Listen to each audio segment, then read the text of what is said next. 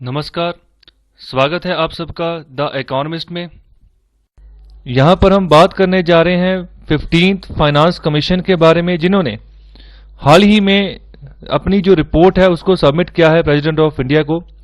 यहाँ पर अच्छे से जानेंगे फाइनेंस कमीशन के बारे में, इसका काम क्या है, कौन से आर्टिकल के तहत इसको बनाया गया है और अभी तक इस कौन कौन से एरियाज में जो है यहाँ पर फंक्शन इसका होता है। ओके, क्या फायदा है इसका, क्यों बनाया गया, इन सब चीजों को हम अच्छे से डिस्कस करते हैं। तो फिलहाल अभी के जो चेयरमैन है फाइनेंस कमीशन के, उसके बारे में आपको पता होना चाहिए। उनका नाम है श्री NK सिंह, श्री नंद किशोर सिंह। ओके, तो यहाँ पर उन्हीं की अगुवाई में जो है यहाँ पर रिपोर्ट जो है सबमिट की गई है प्रेसिडेंट ऑफ इंडिया को। तो यहाँ पर जो ये फाइनेंस कमीशन काम कर रहा है, ये 15th फाइनेंस कमीशन है, याद रखिएगा। इसके रिगार्डिंग भी क्वेश्चन जो है पूछा जा सकता है एग्जामिनेशन में, तो इंपॉर्टेंट है। आगे बात करें, यहाँ पर जो कमीशन काम करता है, यहाँ पर रिकमेंडेशंस देता है अपनी।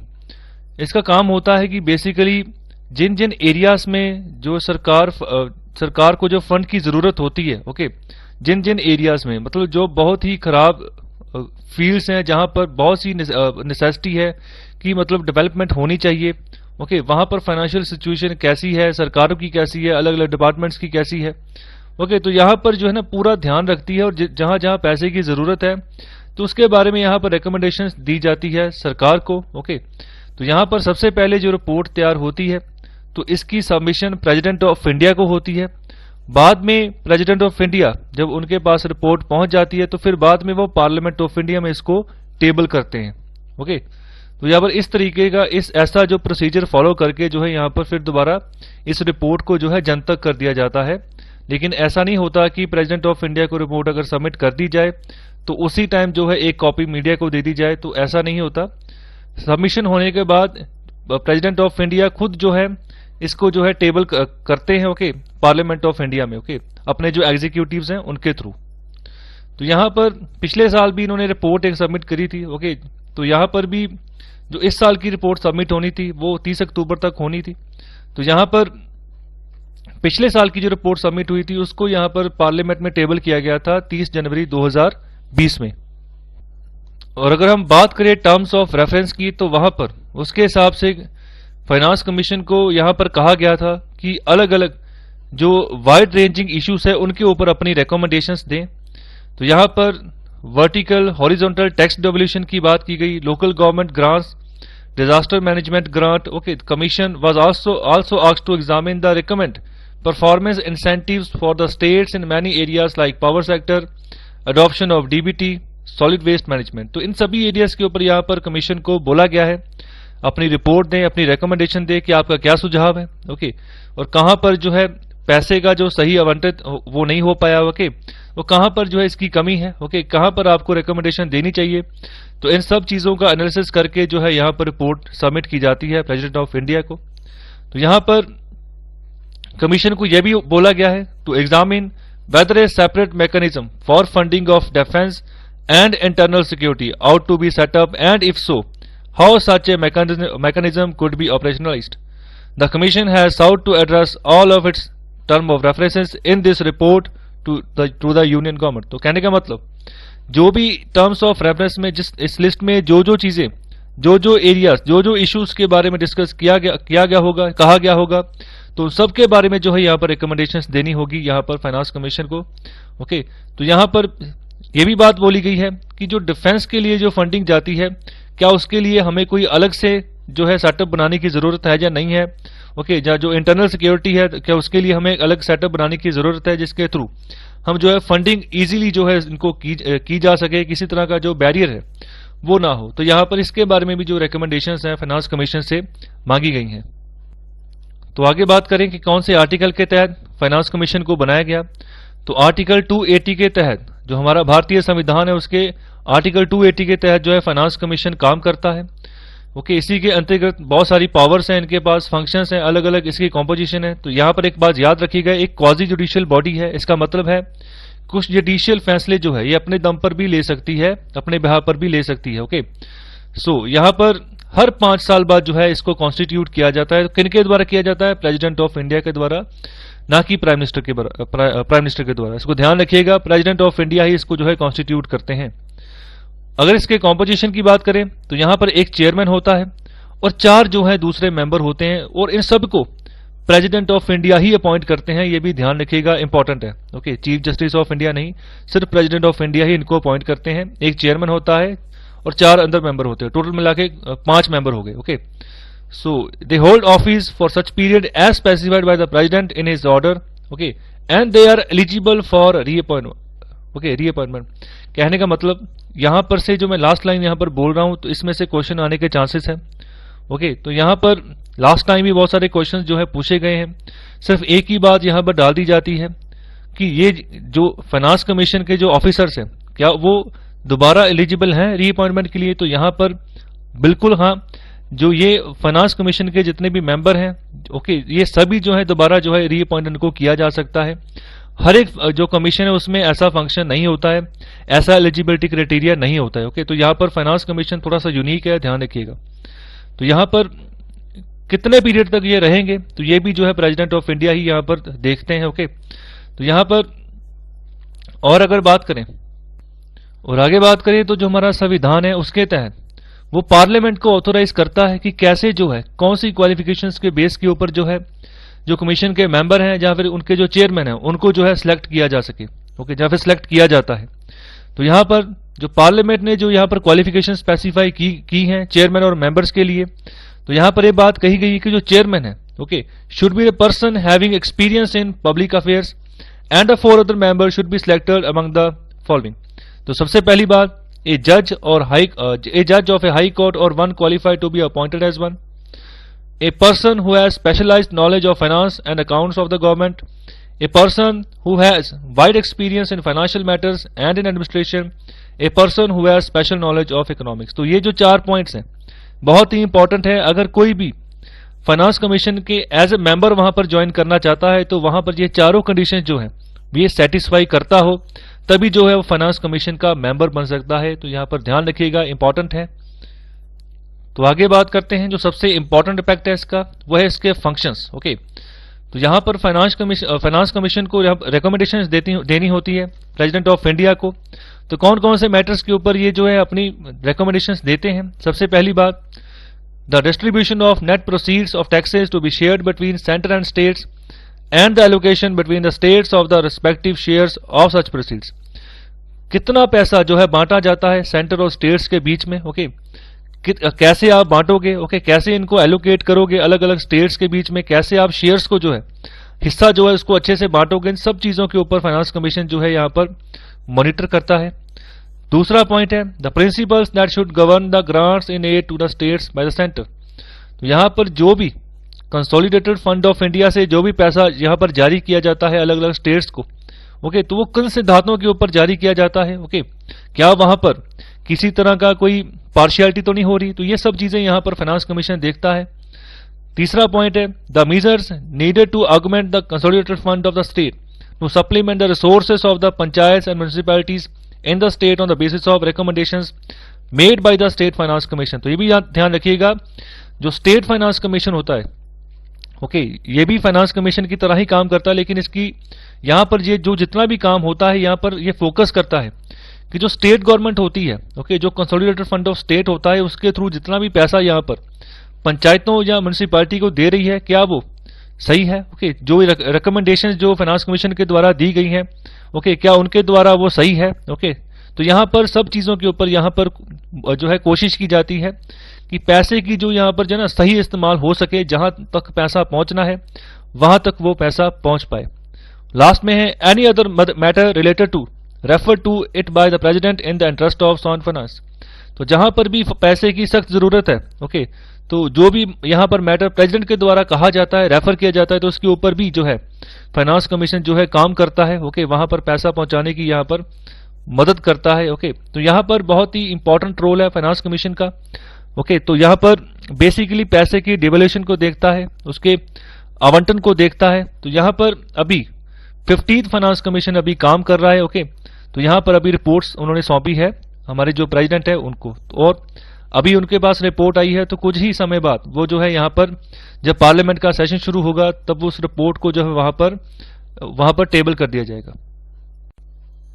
तो यहां पर इंडिया मोबाइल कांग्रेस इसका 4th एडिशन जो है वो होने जा रहा है 2020 में। तो यहाँ पर जो मिनिस्टर ऑफ कम्युनिकेशंस हैं श्री संजय धोत्रे जी, तो उन्होंने इसके बारे में जो है अनाउंसमेंट की रिसेंटली। तो यहाँ पर इसको जो है मनाया जाएगा 8 से 10 दिसंबर के बीच में। यहाँ पर वर्चुअली ये इवेंट होगा, पैंडेमिक की वजह से यहाँ पर वर्चुअली इसको यहाँ पर कंडक्ट करवाया जा रहा है। तो क्यों इंपॉर्टेंट है, क्या इसमें खास बात है, क्या क्या कौन कौन से मुद्दों पे इस मीटिंग में कांग्रेस में जो है चर्चा की जाएगी, तो इसके बारे में अच्छे से डिस्कस करेंगे। तो फिलहाल जानते हैं कि कौन कौन सी ऑर्गेनाइजेशन है जो इसको जो कंडक्ट करवाते हैं। सबसे पहले जॉइंटली कंडक्ट होता है ये इवेंट जो है by department of telecommunications and cellular operators association of India. Okay, तो इन दोनों की भागीदारी से जो है इस इवेंट को जो है ऑर्गेनाइज किया जाता है।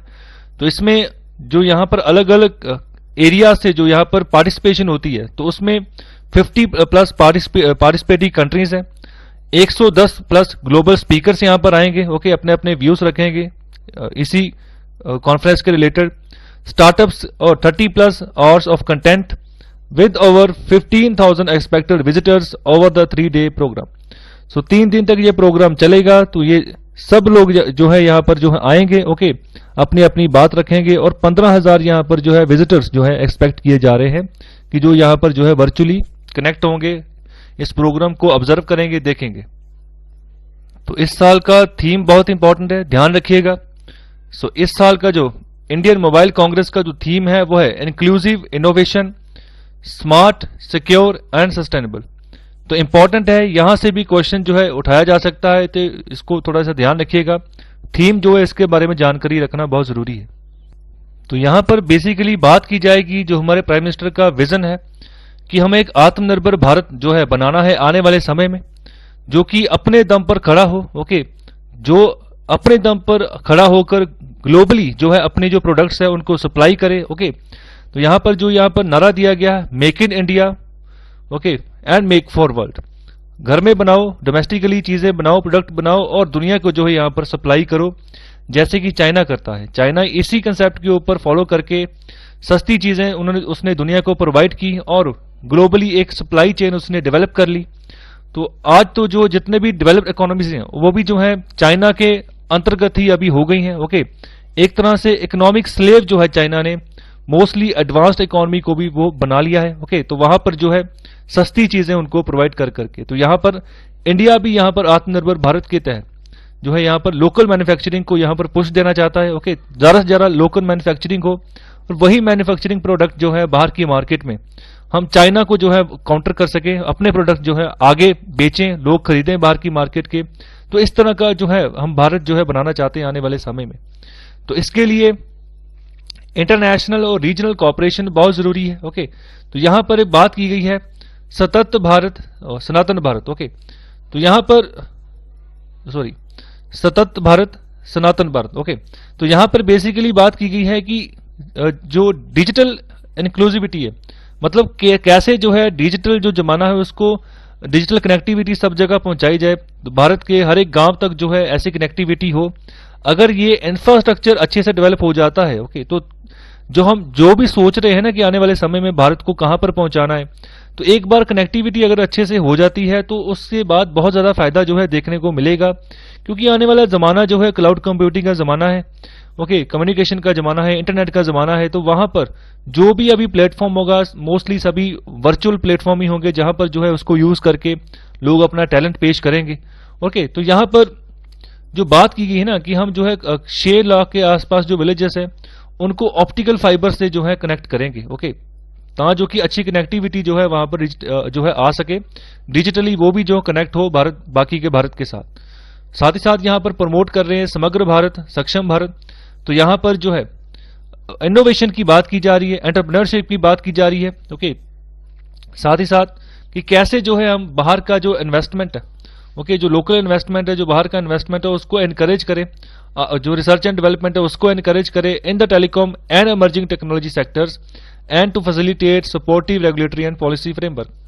सो ये सब चीजों को मिलाकर ही जो है आत्मनिर्भर भारत का जो डायरेक्शन है उसकी ओर जो है हम आगे बढ़ सकते हैं, उस गोल को जो है अचीव कर पाएंगे अगर डायरेक्शन सही होगी तो इस साल के जो प्राइम पार्टनर्स होंगे उसमें Dell Technologies, Ribbon Communication, Red Hat, तो तो इसके अलावा ये जो इवेंट होता है इंडिया का लार्जेस्ट टेक्नोलॉजिकल इवेंट होता है, तो उसको ध्यान रखिएगा, इंपॉर्टेंट है।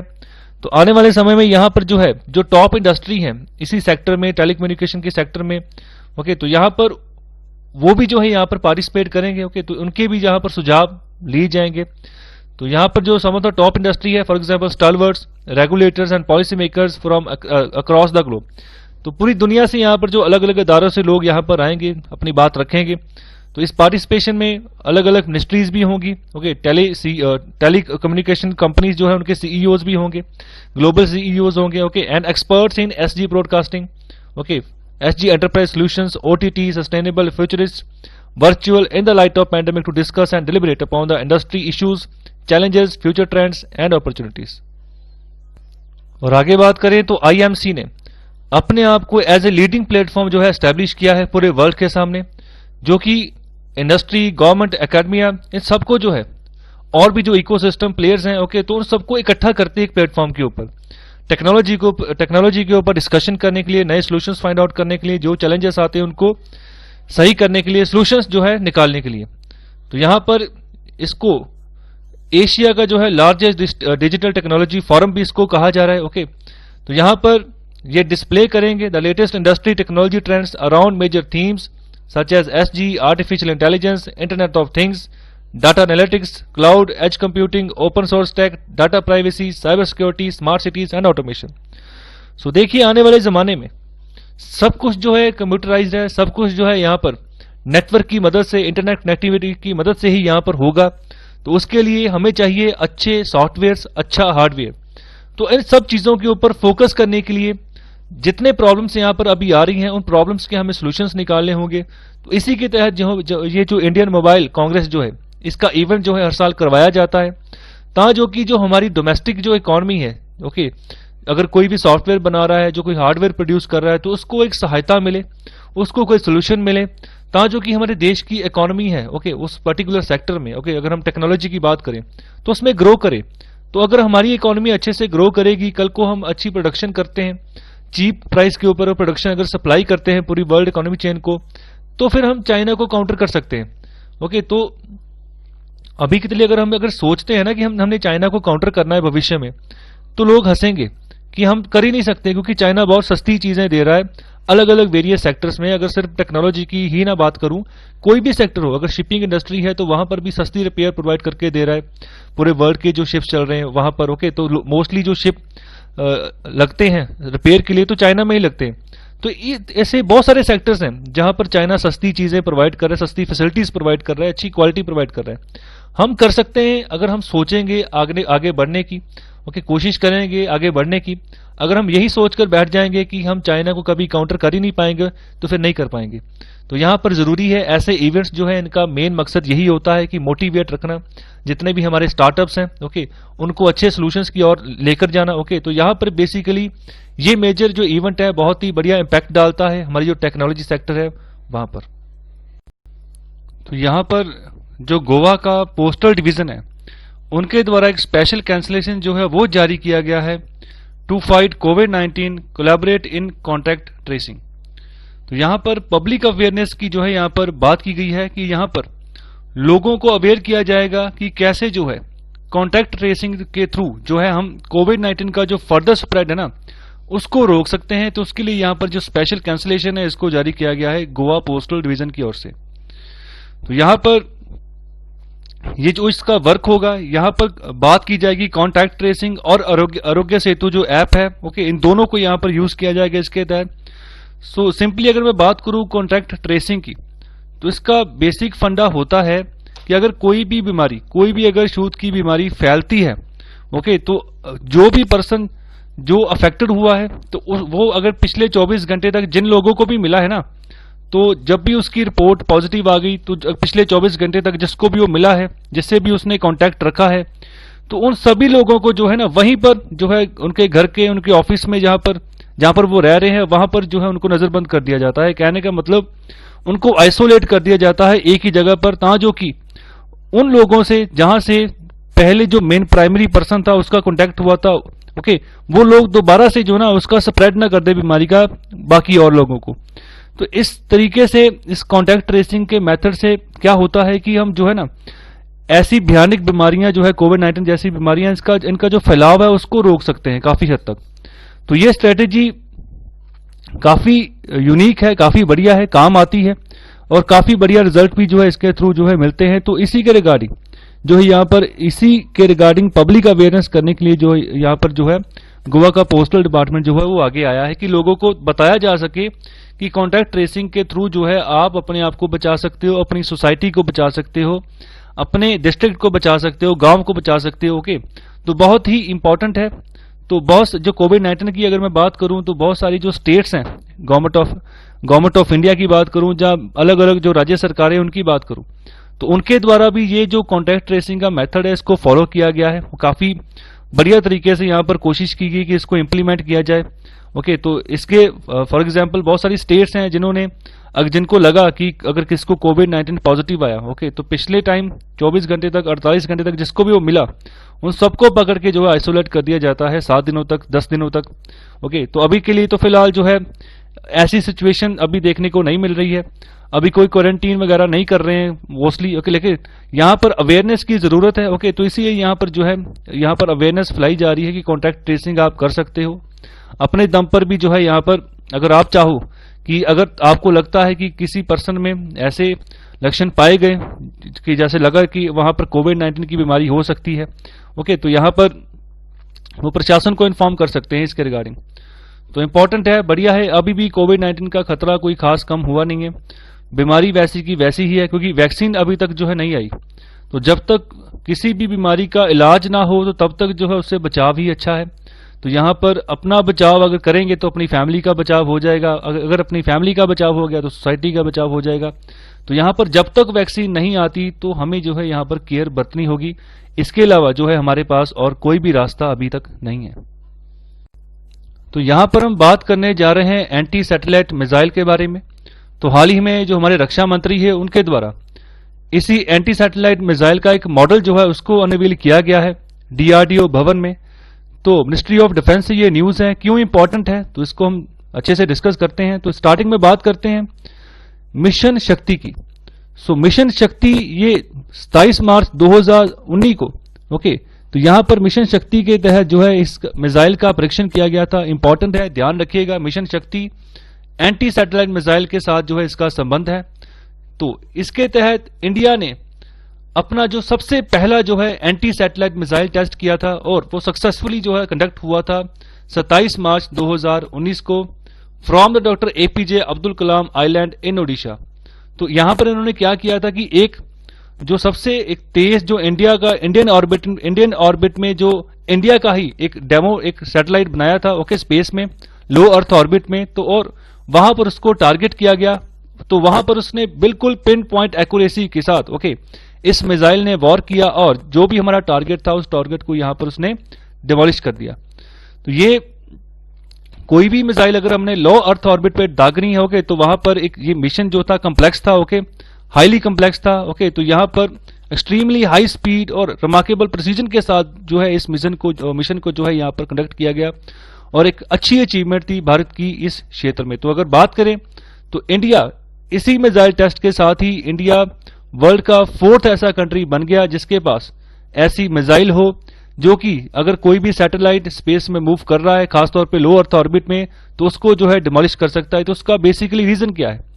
तो इसका बेसिकली रीजन ये है कि बहुत सारी कंट्रीज ने बहुत सारे सैटेलाइट्स जो है लॉन्च किए हैं, जिसकी वजह से स्पेस में जो है ना डेब्रिस इकट्ठा हो गया, एक जो कचरे का ढेर है वो इकट्ठा हो गया है, ओके। तो यहां पर इन सैटेलाइट्स को अगर तोड़ दिया जाता है, अगर वो धरती पर गिरते भी हैं, ओके, तो यहां पर किसी का नुकसान जो है वो नहीं होता है। तो यहां पर एक तरह का डेमो सैटेलाइट था जो स्पेशली इसरो के द्वारा लॉन्च किया गया था, ओके। तो उसी को टारगेट बना के 2019 में एक सक्सेसफुली एक टेस्ट जो होता वो कंडक्ट हुआ था मिशन शक्ति के तहत एंटी सैटेलाइट मिसाइल के द्वारा, ओके। तो यहां पर इंपॉर्टेंट है, ध्यान रखिएगा, मिशन शक्ति कौन सी मिसाइल से रिलेट करता है और एंटी सैटेलाइट मिसाइल का जो है काम क्या है और कहां किस आइलैंड पे इसको लॉन्च किया था, ये भी इंपॉर्टेंट है, ओके। और किस ऑर्बिट पे ये जो इसने जो था अपना काम करके दिखाया था, लो अर्थ ऑर्बिट, इसको भी ध्यान रखिएगा। यहां पर इसी पॉइंट से जो है यूपीएससी क्वेश्चन घुमा सकता है, यहां पर हाई अर्थ ऑर्बिट लिख सकता है, ओके। तो यहां पर ध्यान रखिएगा लो अर्थ ऑर्बिट है।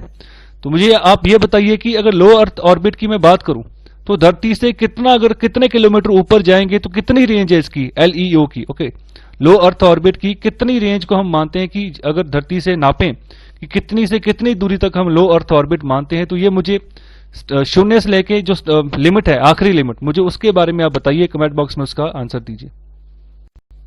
तो यहां पर हम बात करने जा रहे हैं first BRICS finance ministers and central bank governors meeting के बारे में।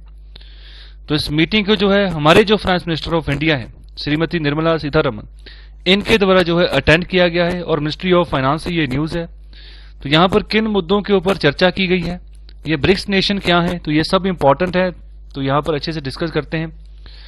तो स्टार्टिंग में अगर बात करें ब्रिक्स के बारे में, तो Brazil, Russia, India, China and south Africa, तो ये 5 देशों का ये ग्रुप है जिसको हम शॉर्ट फॉर्म में बोल देते हैं ब्रिक्स, ओके।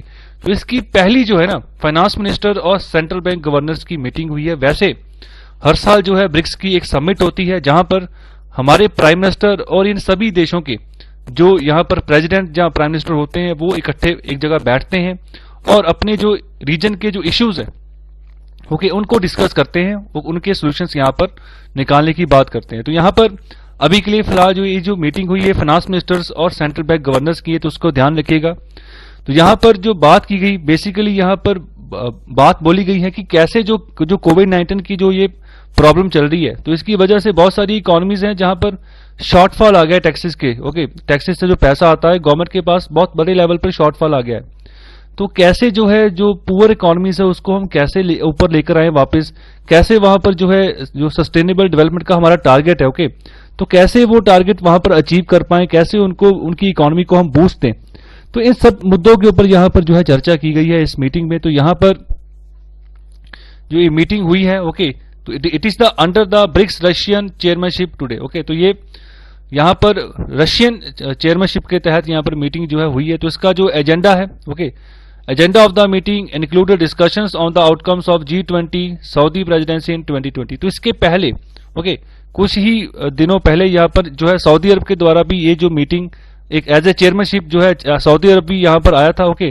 तो अभी के लिए ये जो चेयरमैनशिप है अभी रशियन के पास है, ओके। तो जो अभी की जो मीटिंग हुई उसकी, तो कुछ ही दिनों पहले यहाँ पर सऊदी अरब भी एज ए प्रेसिडेंसी यहाँ पर उसके प्रेसिडेंसी में जो है मीटिंग अटेंड हुई थी। तो वहां पर भी यही मुद्दे, सेम मुद्दे थे जिनके ऊपर यहाँ पर जो है बातें की गई। तो यहाँ पर जो फिलहाल अभी की बात करें, जो अभी रिसेंटली यहाँ पर ब्रिक्स चेयरमैनशिप जो ब्रिक्स का सम्मेलन हुआ है, तो यहाँ पर बेसिकली बात की गई कि हम एक डिजिटल प्लेटफॉर्म प्रोवाइड करेंगे to encourage infrastructure investments and expansion of the membership of the new development bank.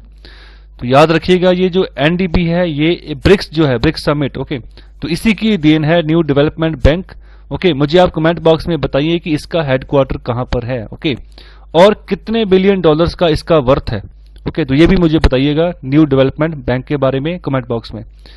तो यहां पर बेसिकली जो ना जो इंफ्रास्ट्रक्चर इन्वेस्टमेंट है उसको एनकरेज कैसे करना है, ओके। तो जो NDB के और जो नए मेंबर बनाने हैं तो वो कैसे बनाएं, ओके, कैसे इसको एक्सपैंड करें। तो यहां पर मुझे ये भी बताइए कि अभी फिलहाल के लिए जो NDB बैंक है इसके जो अंतर्गत कितनी जो मेंबर कंट्रीज है जो इसके अंतर्गत जो है यहाँ पर काम कर रही हैं, ओके। तो ये मुझे आप कमेंट बॉक्स में बताइए, इंपॉर्टेंट है। और आगे बात करें तो यहाँ पर एक G20 debt service suspension initiative, ये भी जो इनिशिएटिव जो है इन कंट्रीज के द्वारा जो है चलाया जा रहा है, जिसके तहत जिन जिन लो इनकम कंट्रीज को अभी लिक्विडिटी की प्रॉब्लम आ रही है, ठीक है, तो उनको जो है लिक्विडिटी, उनको पैसा जो है मुहैया करवाया जाए, उसके लिए यहाँ पर जो है काम किया जाएगा। प्लस जो ऑलरेडी लोन के ऊपर काम कर रहे हैं उनका कर्जा है, ओके, तो कर्जे की किस्तें नहीं दे पाएंगे वो इस स्थिति के अनुसार, तो यहाँ पर उनका जो डेट सर्विस है ना उसको अभी सस्पेंड कर दिया गया है कुछ दिनों के लिए, कुछ महीनों के लिए, ओके, जब तक जो है जो सिचुएशन है नॉर्मल ना हो जाए। जब सिचुएशन नॉर्मल दोबारा से हो जाएगी फिर दोबारा से जो है इनका जो है जो डेट का जो ये इंटरेस्ट देते हैं दोबारा से उसको कंटिन्यू कर दिया जाएगा, ओके। अभी तक फिलहाल इसको जो है सस्पेंड कर दिया गया है। तो ये G20 जो कंट्रीज है इनका इनिशिएटिव है G20 debt service suspension initiative. तो ये G20 मीटिंग के तहत आता है, यहाँ पर ध्यान रखिएगा, ओके। G20 अलग मीटिंग होती है, ब्रिक्स की मीटिंग अलग होती है। G20 में 20 मुल्क होते हैं जो जिनके अलग अलग जो देश के नेता है वो इकट्ठे होकर जो है यहाँ पर मीटिंग करते हैं अलग अलग इश्यूज के ऊपर, ओके। तो क्लाइमेट चेंज भी यहाँ पर आजकल जो है इशू हो चुका है, उसके ऊपर भी ये डिस्कशन करते हैं। तो फिलहाल के लिए जो कोविड को कैसे जो है ये उसका निपटारा कैसे करें, ओके, तो उसकी रिगार्डिंग क्या हम गाइडेंस लेकर चलें, कैसे जो है इस क्राइसिस से निपटे, तो इसके मुद्दे के ऊपर यहाँ पर बात की जा रही है। कैसे जो लो इनकम कंट्रीज हैं उनकी इकोनॉमी बर्बाद हो चुकी है, उनको कैसे दोबारा से रिवाइव करवाएं। ओके, तो इस मुद्दे के ऊपर इंपॉर्टेंटली यहाँ पर बात की गई है। तो आखिर में बात बोल रहे हैं, BRICS members have played an important role in ensuring that concerns of emerging economies are appropriately reflected in these initiatives। Okay, तो यहाँ पर जो भी इनिशिएटिव इनके द्वारा लिया जा रहा है, ओके, तो वहाँ पर कोशिश यही की जा रही है, ओके, कि ज़्यादा से ज़्यादा जो लोग हैं उनको बेनिफिट पहुँचाया जाए, और इस कोविड जैसी जो सिचुएशन है, ओके, इसमें जैसी भी मदद हो सके, अगर मेडिसिन के रूप में, वैक्सीन के रूप में, अगर वैक्सीन आती है जब टाइमली, ओके, तो उसको भी यहाँ पर जो है प्रमोट किया जाए, फ्री ऑफ कॉस्ट या कम चार्जेस के थ्रू जो यहाँ पर उनको अवेलेबल करवाया जाए। तो ये जो न्यूज़ है ये है ministry of micro small and medium enterprises की ओर से। तो यहाँ पर इनके द्वारा काफ़ी बड़ी मात्रा में जो है high quality khadi cotton face mask जो है वो यहाँ पर पहुँचाए गए हैं अरुणाचल प्रदेश में। तो यहाँ पर जो अरुणाचल प्रदेश की जो गवर्नमेंट है उन्होंने डिसाइड किया है कि वो जो जितने भी स्कूल्स हैं उनको दोबारा रीओपन करने जा रहे हैं 16 नवंबर से। तो इसके तहत बच्चों को मास्क की ज़रूरत है। तो यहाँ पर जो khadi and village industries commission है, ओके, जो कि मिनिस्ट्री ऑफ MSMEs के तहत काम करता है। तो यहाँ पर बेसिकली इसका काम यही होता है कि डोमेस्टिकली जो हमारे आर्टिसंस हैं, ओके, जो यहाँ पर कढ़ाई बुनाई का काम अच्छे से करते हैं, उनको यहाँ पर प्रमोशन मिले, उनको काम मिले अच्छा, और उनका जो हुनर है ना उसका फायदा देश की जनता उठाए। तो यहाँ पर उन्हीं के हाथों के द्वारा जो है यहाँ पर मास्क बनाए जाते हैं, ओके, हैंडमेड मास्क होते हैं ये वाले। तो यहाँ पर जो मटेरियल भी यूज होता है, अगर कॉटन भी यूज कर रहे हैं, डबल लेयर यहाँ पर यूज हो रही है, तो मतलब बहुत बढ़िया रहता है। ओके, तो यहाँ पर बेसिकली अरुणाचल प्रदेश की जो सरकार है, ओके, तो यहाँ पर फेस मास्क को ऊपर जो है इंपॉर्टेंस दे रही है कि बच्चों में जो है कोविड-19 का जो है स्प्रेड वो ना हो पाए, अच्छे से बच्चे जाएं स्कूल में, अच्छा माहौल मिले, अच्छा एनवायरनमेंट मिले, मतलब किसी तरह की ऐसी सिचुएशन ना हो जहां पर पैनिक जो है बच्चे होना शुरू हो जाएं। तो यहाँ पर एक ट्राई कलर जो है खादी फेस मास्क जो है यहाँ पर बच्चों को जो है प्रोवाइड किया जाएगा। तो यहाँ पर यह भी बात बोली जा रही है, पहली बार है कि कोई राज्य सरकार जो है इतने बड़े पैमाने पर, खासतौर पर जो अगर नॉर्थ ईस्ट इंडिया की बात करें तो पहली बार है कि कोई राज्य सरकार जो है पहली बार इतने बड़े पैमाने पर जो है खादी के फेस मास्क जो है वो उसका ऑर्डर कर रही है। तो यहाँ पर जो परचेज ऑर्डर यहाँ पर जारी किया गया था अरुणाचल की सरकार के द्वारा, वो 3 नवंबर को जारी हुआ था, और साथ ही साथ 6 दिनों के अंदर अंदर ही Khadi and village industries commission ने जितने भी मास्क उसको चाहिए थे, जो भी ऑर्डर आया था उसको उसकी ऑर्डर की पूर्ति कर दी गई 6 दिनों के अंदर अंदर ही। तो यहाँ पर टाइमली जो है उन्होंने डिलीवरी की है मास्क की, और यहाँ पर बाय एयर भी जो है यहाँ पर कंसाइनमेंट जो है पहुंचाई गई है अरुणाचल गवर्नमेंट जो है, अरुणाचल प्रदेश की जो सरकार है उनके पास। तो यहाँ पर जो KVIC है उसने डबल लेयर जो है इसको कॉटन की डबल लेयर जो है यहाँ पर बनाकर फेस मास्क बनाया है। तो यहाँ पर अरुणाचल प्रदेश जो है यहाँ पर अपनी लोगो भी यहाँ पर लगाएगी, उसके लिए भी जो है सूटेबल जो प्लेस यहाँ पर छोड़ी गई है। ट्राई कलर जो है मास्क है, तो यहाँ पर एक तरह का जो सेंस है, नेशनलिज्म जो सेंस है वो यहाँ पर दिखाया जाएगा उस मास्क के थ्रू। बच्चे उस मास्क को देखें और जो नेशनलिज्म राष्ट्रवाद की जो भावना है उनके अंदर जो है उत्पन्न हो, ओके, बच्चों के अंदर। तो यहाँ पर बच्चे ऐसी कम्युनिटी है जिस तरह की भी भावना हम उनके अंदर डालते हैं, बच्चे उनको बड़े अच्छे से जो है अब्जॉर्व कर लेते हैं। ओके, तो यहाँ पर जो KVIC है उसने यहाँ पर double twisted khadi fabric, okay, उसको यूज किया है for manufacturing of these mask as it helps to retain 70% of the moisture content inside, okay, while providing an easy passage for the air to pass through। तो देखो अभी सबसे जरूरी चीज है, मास्क तो बच्चे पहनेंगे ही, साथ ही साथ बच्चों के सेहत का भी ख्याल रखना है। तो वहां पर वो मास्क बच्चों को हम प्रोवाइड करेंगे जिससे उनकी हेल्थ को जो है वो नेगेटिवली कोई भी इंपैक्ट ना पड़े। तो यहाँ पर अगर बच्चा सारा दिन अगर मास्क लगाकर घूमेगा तो अगर अच्छे से हवा ही नहीं पास होगी, साफ हवा ही पास नहीं हो पाएगी, तो सांस में दिक्कत आएगी। बच्चे खेलते कूदते हैं, ओके, तो ज्यादातर जो है जो हवा का आदान प्रदान अंदर बाहर होता है, तो ठीक है, तो बच्चों के फेफड़े के ऊपर इंपैक्ट पड़ सकता है अगर मास्क जो है अच्छी क्वालिटी का नहीं हो। ओके, अगर मास्क जो है हवा का पासेज अच्छे से नहीं दे पा रहा, तो यहाँ पर अच्छी क्वालिटी के मास्क जो है उसको जरूर यहाँ पर यूज करना बहुत मायने रखता है। और जो ये KVIC जो मास्क बना रहा है, तो यहाँ पर इसकी जो पर मास्क कॉस्ट चली जाती है वो 75 रुपीज तक चली जाती है। ओके, जो भी आप नॉर्मली मास्क खरीदते हो ना, वो मास्क इतने क्वालिटी वाली भी नहीं है। ओके, तो इसीलिए आपको वो 10-10 रुपए में या 20-20 रुपए में मिल जाते हैं। लेकिन इस संस्था के द्वारा जो मास्क बनाए जा रहे हैं, बेशक ये 75 रुपीज तक एक प्राइस एक पीस का जा रहा है, लेकिन इसकी क्वालिटी है, आपकी हेल्थ अच्छी रहेगी। ओके, तो सबसे बड़ी चीज ही हेल्थ है। अगर हेल्थ अच्छी रहेगी तो वहां पर जो है पैसा मैटर नहीं करता है। ओके, तो यहां पर आगे बात कर रहे हैं, these mask are therefore skin friendly, okay, suitable for long duration use, लंबे समय तक आप इसको पहन सकते हो, आपको कोई दिक्कत नहीं आएगी, आपकी स्किन को किसी तरह की कोई भी इरिटेशन, ओके, कोई भी एलर्जी जो है इसके आपको नहीं होगी। Okay, so khadi cotton face mask are washable, reusable and biodegradable. तो ये तीनों चीजें बहुत इंपॉर्टेंट है। ओके, तो ध्यान रखिए, अपने बच्चों का ध्यान रखिए, अपनी सेहत का ध्यान रखिए। अगर आप बच्चों को स्कूल भेज भी रहे हो ना, तो स्कूल आपसे एक लेटर साइन करवाएगा कि आप अगर बच्चों को स्कूल भेज रहे हो तो ये आपकी रिस्पॉन्सिबिलिटी है। ओके, तो इसी के तहत अभी मोस्टली स्कूल्स तो ओपन कर दिए गए हैं सरकारों द्वारा, लेकिन बच्चे उस तादाद पर अभी नहीं जा रहे हैं जैसे पहले आते थे। कारण यही है कि पेरेंट्स जो है अपने बिहाफ पर कोई भी रिस्क नहीं लेना चाहते, क्योंकि स्कूल्स ने सारी की सारी रिस्पॉन्सिबिलिटी पेरेंट्स के ऊपर डाल दी है कि अगर बच्चा आता है, अगर ठीक है, अगर उसको कोविड-19 हो जाता है तो स्कूल की वहां पर कोई रिस्पॉन्सिबिलिटी नहीं है। ओके, ये लेटर्स जो है आजकल साइन करवाए जा रहे हैं स्कूल्स के द्वारा पेरेंट्स के साथ। ओके, तो यहां पर ध्यान रखिए, अपने बच्चों की सेहत का ध्यान रखिए, अपना ध्यान रखिए, अच्छे मास्क उनको प्रोवाइड करवाइए, अच्छा माहौल उनको प्रोवाइड करवाइए, अच्छी एजुकेशन प्रोवाइड करवाइए। ओके, उनकी सेहत का ध्यान रखिए। अगर आपको लगता है कि स्कूल ऐसे एरिया में जहां पर कोविड-19 का स्प्रेड काफी रहा है, ओके, और आने वाले समय में हो सकता है, काफी भीड़ भाड़ वाला इलाका है, तो वहां पर जाने से अभी फिलहाल बचिए जब तक वैक्सीन जो है वो नहीं आ जाती। तो यहां पर हम बात करने जा रहे हैं सैफरन बॉल ऑफ इंडिया के बारे में। तो फिलहाल के लिए ये जो ताज है सैफरन बॉल ऑफ इंडिया, ये सिर्फ और सिर्फ सीमित है भारत का जो जम्मू और कश्मीर प्रांत है उसी के सिर के ऊपर। ओके, तो यहां पर जो बात की जा रही है, जो सैफरन जिसको हम केसर बोलते हैं, ओके, सो केसर की खेती के बारे में यहां पर बात की जा रही है कि एक ही एरिया है जो श्रीनगर के आसपास का एरिया है कश्मीर रीजन में, जहां पर इसकी खेती होती है काफी लंबे समय से। ओके, और इसी एरिया के आसपास ही ये सीमित रह चुकी है। तो यहां पर जो है, जो department of science and technology है, ministry of science and technology अंतर्गत यहां पर इसके द्वारा कोशिश की जा रही है कि इसके अलावा भी और भी रीजन है इंडिया में जहां पर इसकी जो खेती की जाए। ओके, तो इसके तहत जो है यहां पर एक्सपेरिमेंट किए गए हैं। ओके, तो यहां पर एक एरिया है जिसका नाम है यांगयांग। ओके, ये सिक्किम, जो हमारा सिक्किम स्टेट है वहां पर ये एरिया पड़ता है। ओके, तो यहां पर जो है कश्मीर से ही जो सैफरन के जो यहाँ पर प्लांट्स थे उनको लेकर जो था यहाँ पर इस एरिया में यांगयांग एरिया में यहाँ पर प्लांट किए गए, और अभी जो है यहाँ पर वो फ्लावर जो है वहां फ्लावरिंग जो वहां पर होनी शुरू हो गई। ओके, तो कहने का मतलब कि जो हमारा सैफरन बॉल ऑफ इंडिया था ना, जो कि सिर्फ कश्मीर रीजन तक सीमित था, अभी वो एक्सटेंड होने जा रहा है जो हमारा नॉर्थ ईस्ट इंडिया है वहां तक। ओके, तो यहां पर फिलहाल सिक्किम रीजन तक जहां पर ये कंसाइन है। ओके, यहां पर अभी नई खेती शुरू की गई है। कौन से डिपार्टमेंट यहां पर शामिल है, इंपॉर्टेंट है।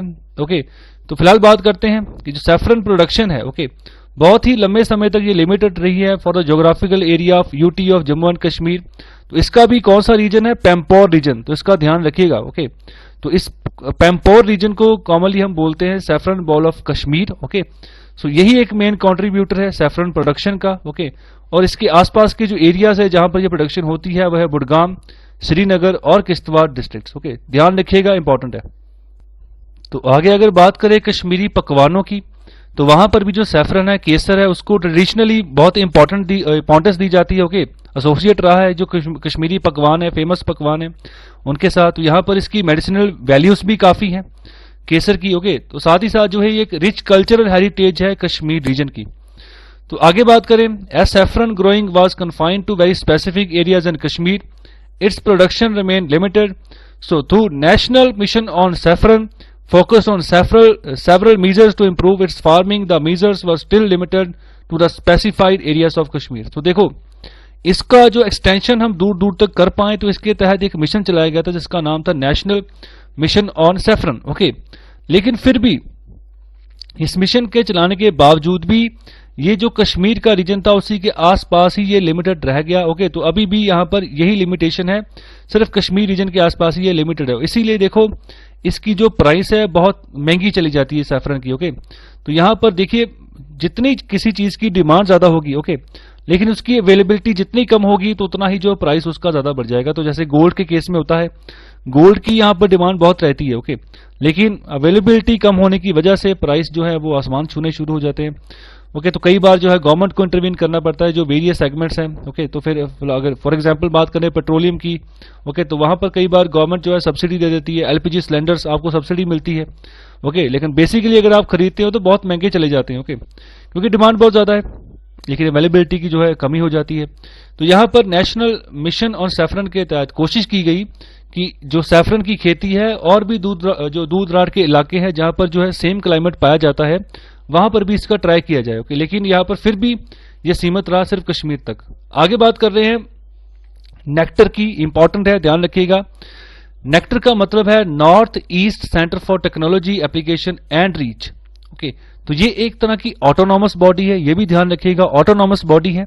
Under the department of science and technology, government of India supported a pilot project to explore the feasibility of growing saffron in northeast region of India with the same quality and higher quantity। तो ये एक organisation है, ये एक autonomous body है जिसके द्वारा जो केसर की खेती है इसको एक्सटेंशन दी गई है कि वो नॉर्थ ईस्ट इंडिया में भी इसको जो है किया जाए, जहां कश्मीर जैसा जो वातावरण है, जो क्लाइमेट है वो पाया जाता है, और साथ ही साथ यहाँ पर क्वालिटी जो है वो भी सेम रहे, और साथ ही साथ जो क्वांटिटी है वो बढ़े। ओके, जो कश्मीर रीजन में जो क्वांटिटी होती है उससे ज्यादा जो क्वांटिटी है हमें आने वाले समय को देखने को मिले। तो यहाँ पर जो बॉटनी एंड हॉर्टिकल्चर डिपार्टमेंट है of Sikkim central university, okay, तो इन्होंने अलग अलग तरह के टेस्ट किए। ओके, जो मिट्टी है उसकी चेकिंग की। ओके, उसका जो पीएच कंडीशन है, ओके, तो जो यांगजांग का एरिया है उसका जो पीएच कंडीशन है मिट्टी का वो देखा गया। ओके, तो उन्होंने फिर कंपेयर किया जो कश्मीर का जो रीजन था जहां पर सैफरन की खेती होती है, जिन जिन जगहों पर कश्मीर के रीजन में, तो वहां की जो मिट्टी का सैंपल था और जो यांगजांग की मिट्टी का सैंपल था, दोनों को कंपेयर किया गया। ओके, तो फिर वहां से कश्मीर से बीज मंगवाए गए। ओके, कुछ प्लांट्स के छोटे छोटे पौधे मंगवाए गए। ओके, तो वहां पर बाय एयर ट्रांसपोर्ट जो था उनको यांगजांग साइट पर लाया गया। वहां पर एक सैफरन ग्रोअर को अपॉइंट किया गया with the faculty of the university. Okay, तो वहां पर स्पेशली उनको अपॉइंट किया गया कि जो ग्रोइंग प्रोसेस है ना उसमें वो बिल्कुल सावधानी बरतें, जो जो चीजें एक पौधे को चाहिए होती हैं, जिस टाइम पे चाहिए होती हैं, वो उसको प्रोवाइड करें, ताकि कि वो जो ना पौधा जो है अच्छी तरह से फलीभूत हो आने वाले समय में, और जिस प्रोजेक्ट के तहत जो है यहाँ पर काम किया जाए वो प्रोजेक्ट जो है सक्सेसफुल हो। और जो इसके कॉम्स लगाए गए थे वो लगाए गए थे in the month of September and October. Okay, तो अभी के लिए जो यहाँ पर क्या है एक नई चीज देखने को मिली है कि टाइम के हिसाब से जो ये कॉम्स थे अभी वो फूटने शुरू हो गए हैं। ओके, तो जो फूल उसमें पड़ते हैं, ओके, वो अभी निकलने शुरू हो गए हैं। तो इसके तहत अभी जो भी यहाँ पर जो कोशिश की गई थी वो सक्सेसफुल अभी दिखने को नजर आ रही है।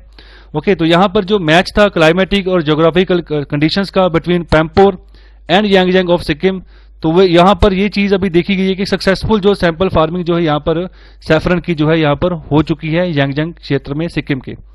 तो यहाँ पर इस प्रोजेक्ट का जो फोकस है वो ये भी है कि post harvest management and value addition of saffron so that quality saffron drying and efficient post harvest processing can improve saffron recovery thereby improving its production. तो यहाँ पर अभी फोकस किया जाएगा कि कैसे इसकी क्वालिटी को मेंटेन रखें, कैसे इसकी प्रोडक्शन को बढ़ाएं, कैसे इसकी क्वांटिटी जो यील्ड है इसको कैसे और इंप्रूव करें। ओके, जहां जहां पर भी खामियां आती हैं प्रोडक्शन में उसको कैसे इंप्रूव करें। तो यहां पर जो पोस्ट हार्वेस्ट मैनेजमेंट है, मेथड्स हैं, ओके, तो यहां पर इसके ऊपर भी फोकस किया जाएगा कि ज्यादा से ज्यादा हार्वेस्ट हो। ओके, तो यहां पर बेसिकली जो फंडा था, जो एक्सटेंशन देनी थी, उसमें जो है यहां पर कामयाबी जो है हासिल की जा चुकी है। ओके, जो department of science and technology है उसके द्वारा। सो आई होप आपको लेक्चर अच्छा लगा है, तो कृपया लाइक, शेयर और सब्सक्राइब जरूर करें। बहुत बहुत शुक्रिया लेक्चर सुनने के लिए।